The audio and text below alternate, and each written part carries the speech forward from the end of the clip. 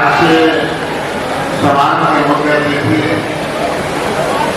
पंजाब से और मुख्यमंत्री भगवंत मान जी मेरे बोलते बोलते आपके सामने मंच पर आ जाएंगे।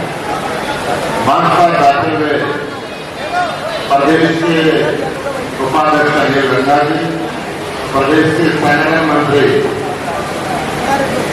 अश्विनी देशवाल जी, हमारे लोकसभा के अध्यक्ष प्रवीण भुसानी जी, सुरेंद्र नांदल जी, रामदेव गुलिया जी, हरीश कुमार जी, आरती लोचन जी, अमिता मीजा जी, कुलदीप खिटारा जी, कमल यादव जी, मुंशीराम सैनी जी, कुलदीप भारद्वाज जी, नवीन दलाल जी, शुभम भारद्वाज जी, विजय शर्मा जी सामने बैठे थे। आम आदमी पार्टी के सारे क्रांतिकारी साथी, मातृशक्ति में बंधु, सबको मेरा हाथ जोड़ के नमस्कार। राम जी पूरा आशीर्वाद आज आपको दे रहे हैं, तो राम जी को भी राम। पूरा देश ओलंपिक में मेडल लाने की जश्न मना रहा था कि हरियाणा की बेटी विनीशा फोगाट फाइनल में पहुंच गई, परंतु हरियाणा के मुख्यमंत्री ने, देश के प्रधानमंत्री ने, भारतीय जनता पार्टी ने एक ट्वीट व्यक्त किया। जब चारों तरफ से पूरा हिंदुस्तान स्तब्ध रह गया कि अचानक जो सेमीफाइनल जीत के फाइनल तक पहुंच गई हरियाणा की बेटी, उसको 100 ग्राम वजन फालतू दिखा के डिस्क्वालीफाई कर दिया। जो इतिहास रचने वाली थी, जो हिंदुस्तान का नाम सारी दुनिया में रोशन करने वाली थी, ये महज एक सहयोग नहीं होता, इसके पीछे बहुत बड़ी साजिश है। हरियाणा की धरती पे जन्मी, पैदा हुई, बड़ी हुई हरियाणा की बेटी, इसने पूरे प्रदेश का नाम दुनिया के अंदर रोशन किया। भाजपा का एक नेता जान बिना, एक शब्द भी ना बोले, क्या भाजपा के नेता इस बात का इंतजार कर रहे थे कि उस पर डिस्क्वालीफाई किया जाएगा? क्या भाजपा के नेता इस साजिश के साझेदार हो रहे थे? हमारे मुख्यमंत्री भगवंत मान के आने पर 2000 से माता का अभिनंदन करके कार्य माता पहुंची, जोरदार कार्य अभिनंदन, खड़े होने का अभिनंदन करें।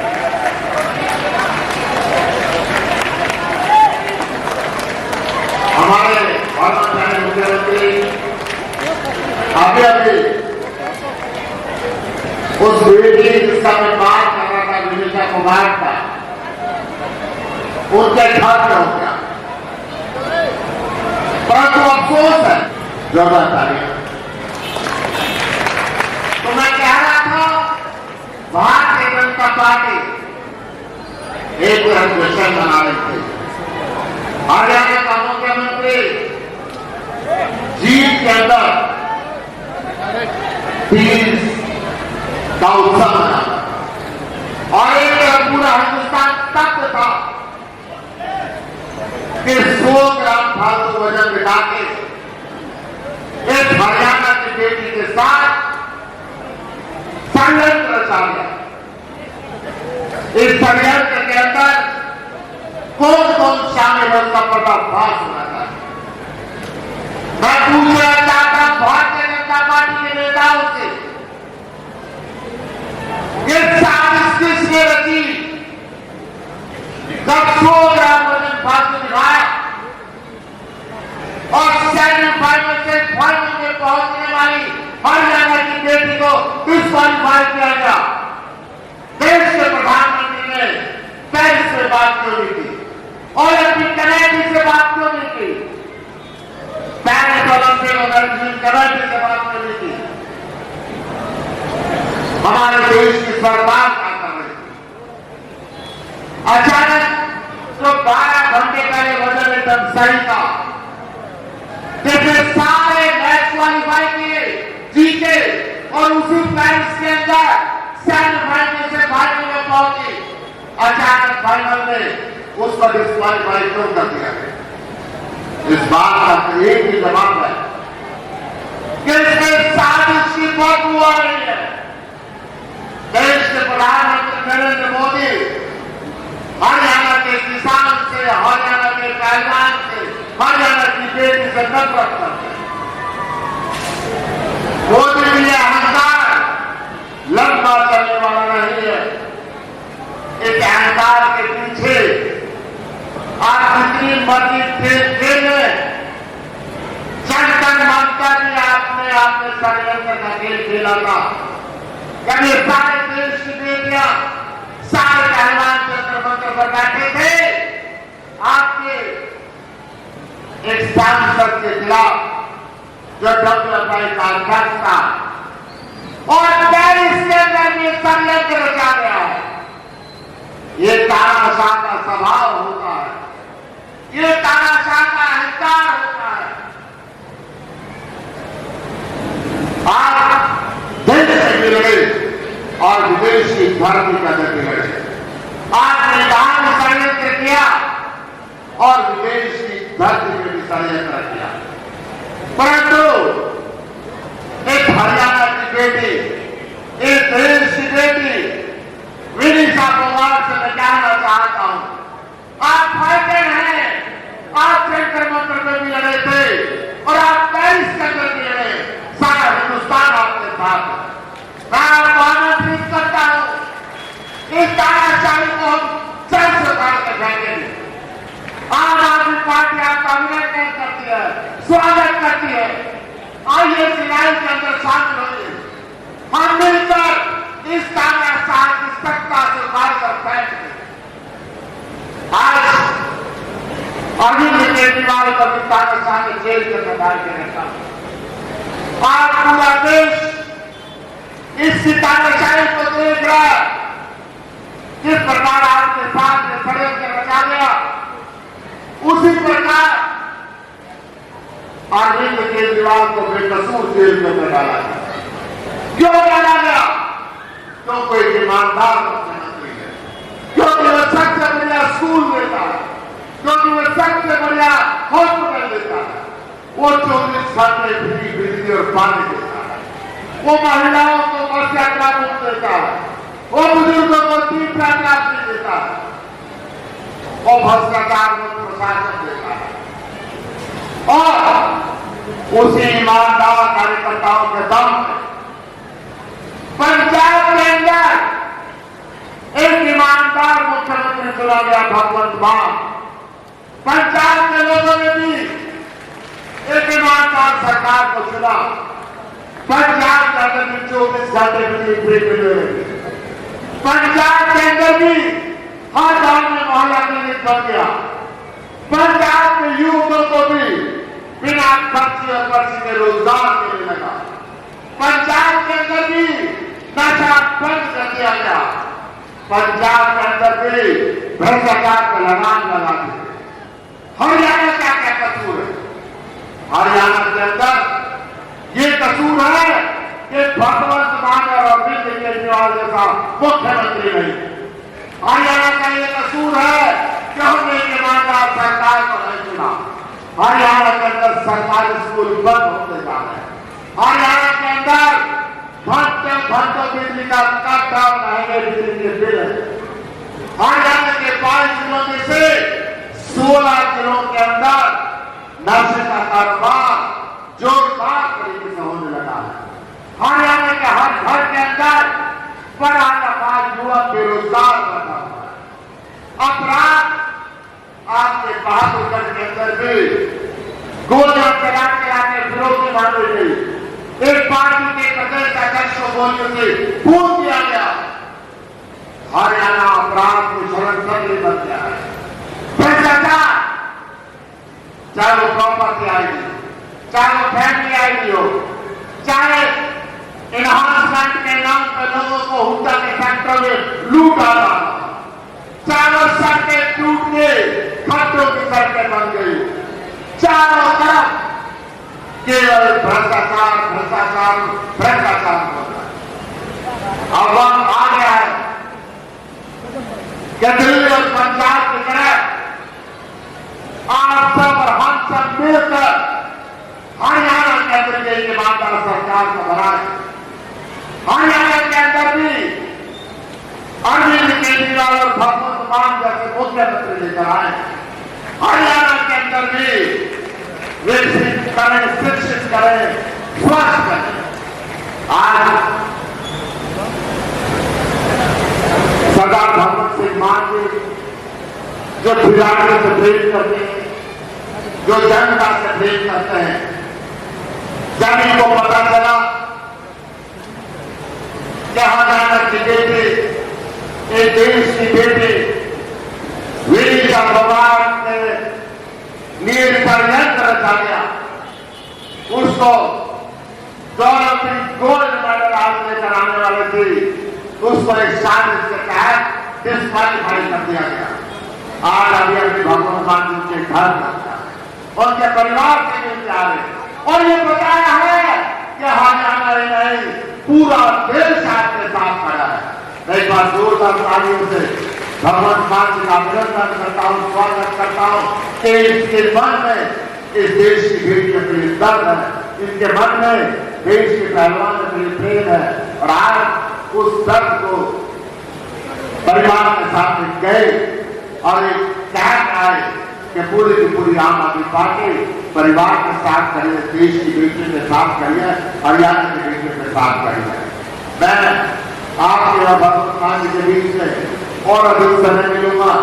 मैं आप सबका आभार व्यक्त करता हूँ और विशेषकर आपके मुख्य अतिथि सरदार भगवान सिंह जी मान का जो अपना समय निकालकर कीमती समय निकालकर यहाँ पाए।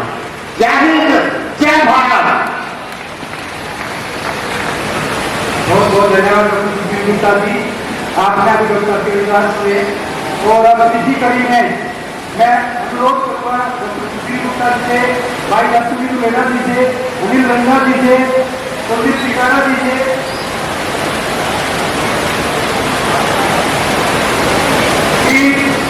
बहादुर धरती पर पंजाब के मुख्यमंत्री सरदार भगवंत मान जी का स्वागत कीजिएगा और जो फिर से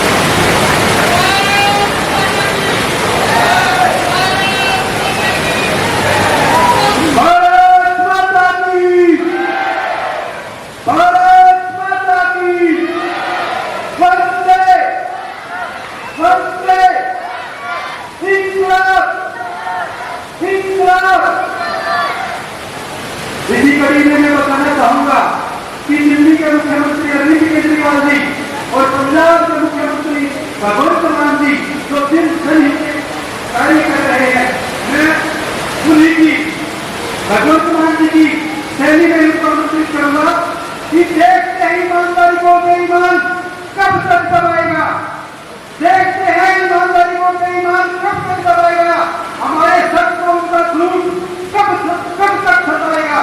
और चिंता मत करना अरविंद केजरीवाल जी, इस राजनीतिक गंदगी को, इस राजनीतिक गंदगी की सफाई को अब आम आदमी झाड़ू उठाएगा।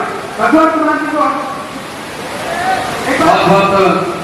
एक बार ताली बजा दो, खड़े होकर बजा दो, बताओ बताओ। अरे हमारे लिए मौसम खराब है, बोलने नहीं दी कोई बात। आप बैठिए, मौसम बहुत खराब है लेकिन फिर भी आप डटे हुए हैं। इस बात की मैं आपको बधाई देता हूँ। सबको मेरी राम राम, नमस्कार, सत श्री अकाल। वाहिगुरु जी का खालसा, वाहिगुरु जी की फतेह। इतनी भारी गिनती में, भारी संख्या में माएँ बहनें आई हैं, ये बहुत अच्छे संकेत हैं। आपके बिना अगर चूल्हे नहीं चल सकते, घर नहीं चल सकते, तो हो आपके बिना देश में नहीं चल सकते। आपका आना यहाँ बहुत शुभ है, क्योंकि आपको पता है चूल्हे पर जो पकता है वो कैसे पकता है, महंगाई का क्या हाल है, सब आपको पता है। तो आज बहादुरगढ़ की जनता के पास आया हूँ, यही कहने आया हूँ कि झाड़ू उठा लीजिए, ये राजनीतिक गंदगी को साफ कीजिए। हरियाणा का लाल हिसार के पास शिवानी गांव में पैदा हुआ है छोटा सा बच्चा। पिताजी दुकान करते थे, वो दुकान पे भी जाता था पिताजी के साथ, पढ़ाई लिखाई की, लेकिन अफसर तो बन गया। अफसरी को लात मार के वो देश की जनता के लिए खड़ा हो गया। आज उसने देश की राजनीति की दशा और दिशा बदल के रख दी। अरविंद केजरीवाल आपके है में लगा।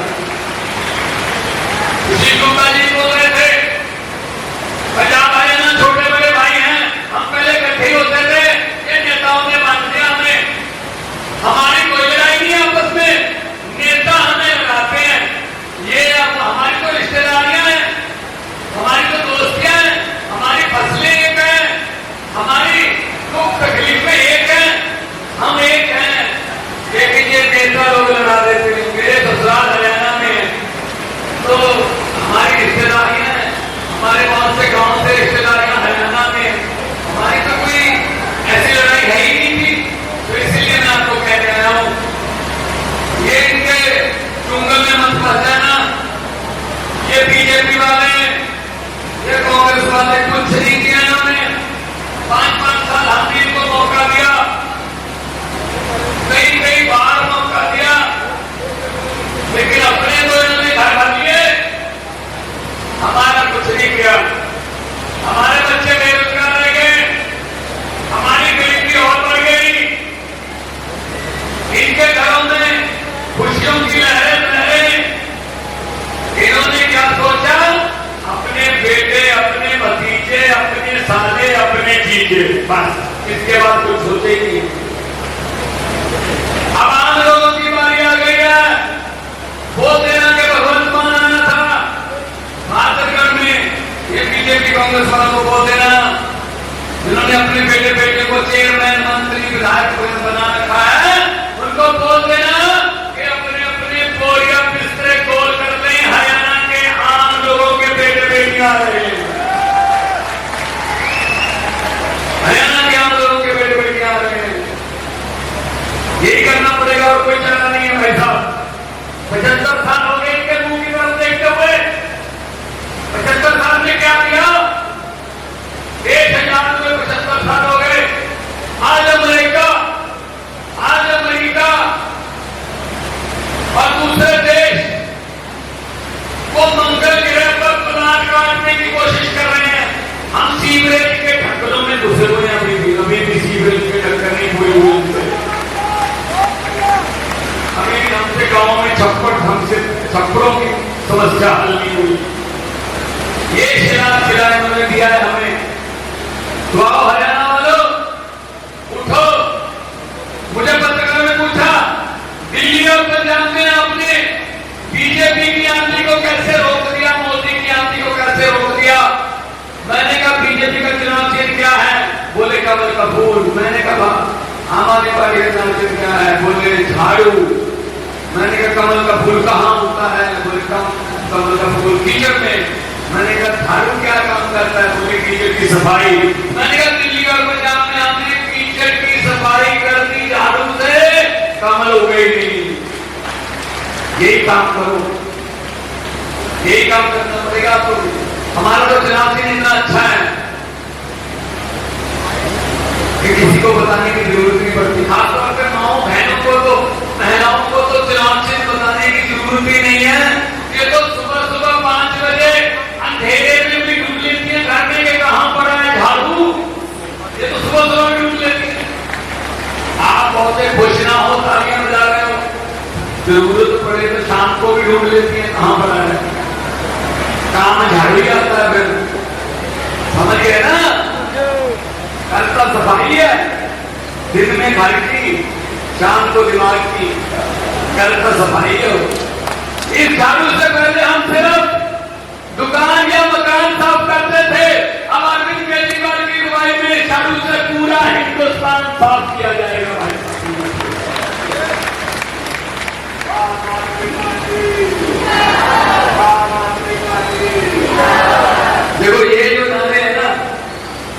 ये असल में भड़ास है, भड़ास।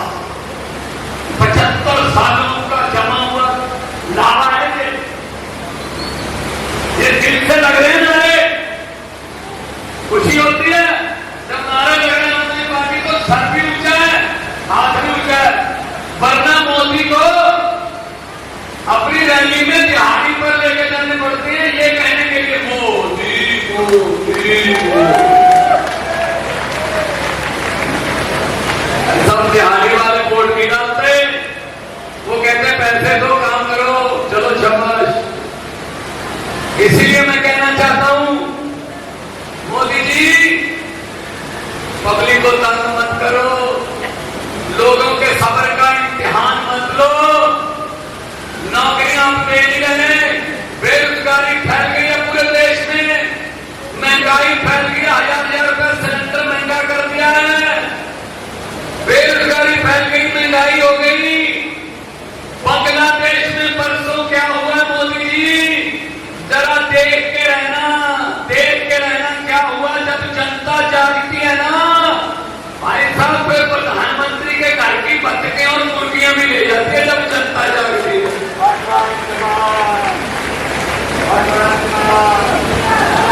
मैं नहीं चाहता ऐसा मंजर हमारे देश में आए, लेकिन जनता की बात सुन लो। वहां भी ऐसी वो कर रही थी, वो शेख हसीना पिछले 15 साल से प्रधानमंत्री बन रही थी। कैसे बन रही थी? विपक्ष के नेताओं को जेल में डालकर, जैसे केजरीवाल को डाला हुआ है, जैसे हेमंत सोरेन को डाला था, जैसे और नेताओं को डाल रहे हैं, ईडी आ जाएगी है, वो ऐसी करती थी। अब उसको मिलके तो आ जाओ। अरे हिंडन एयरपोर्ट पे बैठी है मोदी जी, मिल तो लो।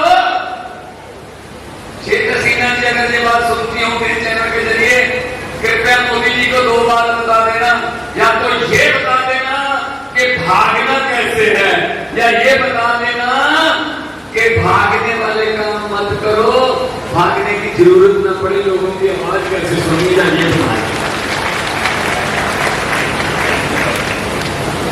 तो ये जनता है, जनता पब्लिक है, सब जानती है। हुकूमत वो करते हैं जिनका दिलों पर राज होता है, हुकूमत वो करते हैं जिनका दिलों पर राज होता है। यूं कहने को तो मुर्गे के सर पे भी ताज होता है। तो इसलिए ये कहने के लिए आपके पास आया हूं कि अभी आएंगे, आपके पास आएंगे, इनके पास पैसे बहुत है भाई साहब। ये कह रहे हैं भगवंत मान केजरीवाल जितनी मर्जी रैलियां कर रहे हैं हरियाणा में, हम तो 1 रात पहले पैसे बांट देंगे लोगों को, हम तो 2 दिन पहले लोगों को पैसे दे देंगे, वोट खरीद लेंगे, हमारे पास बहुत पैसे हैं भाई साहब। ये आपके पास पैसे लेके आएंगे बहादुरगढ़ वालों। मेरी हाथ जोड़ के बेनती है, पंजाब का मुख्यमंत्री हूं पौने 3 साल से, मेरी हाथ जोड़ के बेनती है, अगर ये विपक्ष वाले पैसे लेकर आपके पास आए, आपके घर पे आए, मना मत करना, ले लेना यार। लक्ष्मी वापस नहीं करते घर से, आप ही का लूटा हुआ माल है। इन्होंने कौन सा धान बीजा है, इन्होंने कौन सा नरमा बीजा है, आप ही के पैसे हैं। हम इतना काम कर देना, ऐसे करके पैसे पकड़ के भी, और जिस दिन चुनाव होगा उस दिन झाड़ू वाला बटन दबा के बोल देना, जो समझ गए वो ताली बजा दो, बाकियों का माफ है। और समझदार ना कर भी बहादुरगढ़ का समझ गए, सारे समझ गए, बहुत समझदार लग गए।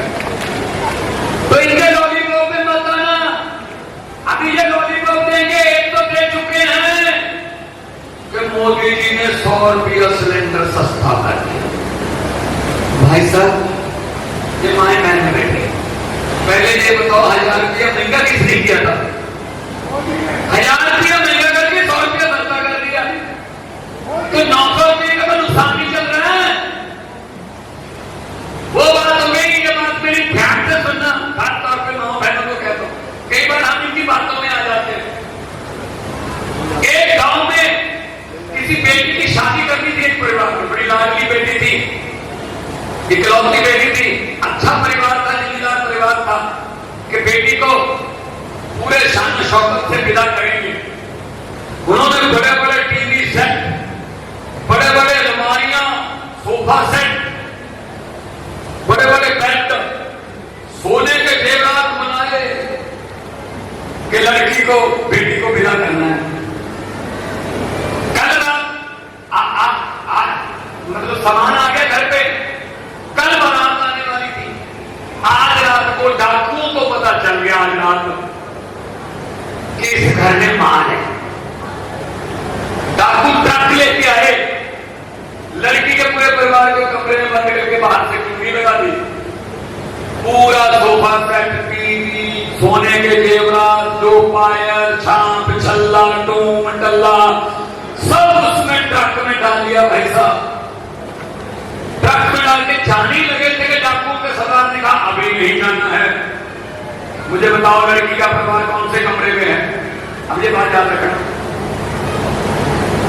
तो उसने कहा सरदार इस कमरे में, उस लड़की का परिवार जिस कमरे में बंद था उसका दरवाजा खोला गया। तो डाकुओं के सरदार ने कहा किस लड़की की शादी है। एक लड़की डरती डरती बेचारी खड़ी हो गई, मेरी शादी। डाकुओं के सरदार ने जेब में हाथ डाला, उसको 100 रुपया दिया और बोले बेटा बहुत बहुत आशीर्वाद, तंदुरुस्त रहो, आपको खुशियां मिलेंगी जिंदगी में ना, अपने परिवार में जाओ, आपका जो वैवाहिक जीवन है मंगलमय हो, बहुत बहुत आशीर्वाद बेटा। और उसके बाद सारा सामान लूट के चले गए। वो तो लूट के चले गए। अगले दिन पुलिस आई लड़की वालों के घर पे। भाई साहब लड़की वालों के घर पे कोई भी बंदा, लड़की वालों के परिवार का एक भी बंदा पुलिस के पास FIR दिखाने के लिए तैयार नहीं हुआ। कहते भले ही लूट के चले गए लेकिन बंदे बड़े अच्छे थे, 100 रुपये शक्ल दे गए। बताओ वही हमारे साथ होता है। हम भी यही कहते हैं मोदी जी 4.5 साल हरियाणा को लूट लिया लेकिन 100 रुपये शक्ल कर दिया जी, ये जो दे दिया सिलेंडर सस्ता दे दिया। अरे भाई साहब पूरे 5 साल की जो हम आपकी लूट हो रही है वो बचाओ, वो बचाओ, वरना लूटते रहेंगे। इनका कोई पता नहीं कब से क्या बात कहां कह दे। मैंने पार्लियामेंट में बोल दिया था मोदी जी 15 लाख की रकम लिखता हूं तो स्याही सूख जाती है, काले धन के बारे में सोचता हूं तो कलम रुक जाती है। हर बात ही जुमला निकली। अब तो ये भी शक है कि चाय बनानी आती है। मुझे लगता है चाय भी नहीं बनानी आती होगी भाई साहब। हमको तो आती है ना, हम तो गांव वाले हैं, हम तो मच्छरदानियों में सोने वाले लोग हैं। इनको तो पता भी नहीं होगा मच्छरदानी क्या होती है भाई साहब। जब मच्छर ही नहीं आया कभी घर पे, मच्छरदानी का क्या करनी है। मच्छरदानी, सुरमेदानी, इनको कुछ नहीं पता। ये तो हमको ही पता है जो आम लोग हैं, गरीब लोग हैं, आम लोगों, आम परिवारों से उठ के आए। इसीलिए मैं आपके पास आया हूं कि आने वाले विधानसभा चुनाव में बहुत आपने तजर्बे करके देख लिए। एक मौका इधर भी देके देखिए, इधर दिल्ली है, ये दिल्ली, उधर पंजाब, फोन करके पता कर लीजिए। दोनों हमारी सरकारें। पंजाब में 90% घरों को बिजली का बिल 0 आता है, दिल्ली में लोगों को बिजली का बिल 0 आता है। दिल्ली के सरकारी स्कूलों में पढ़ के बच्चे अफसर बन रहे हैं, पंजाब में सरकारी स्कूल अच्छे बन रहे हैं, पंजाब में मोहल्ला क्लिनिक खुल गए हैं, दिल्ली के मोहल्ला क्लिनिकों में इलाज चल रहा है। भाई साहब नौकरी मिल रही है, नौकरियां मिल रही हैं, पता कर लेना। अगर मूड बने तो वोट मिल लेना, वरना फिर ठीक है जो चल रहा है 75 साल से क्या करेंगे। कभी ये कभी वो, मैं आ गया मैं तुझे कुछ नहीं कहूंगा, तुम आ गया तो मुझे कुछ मत कहना, चलो आ गया।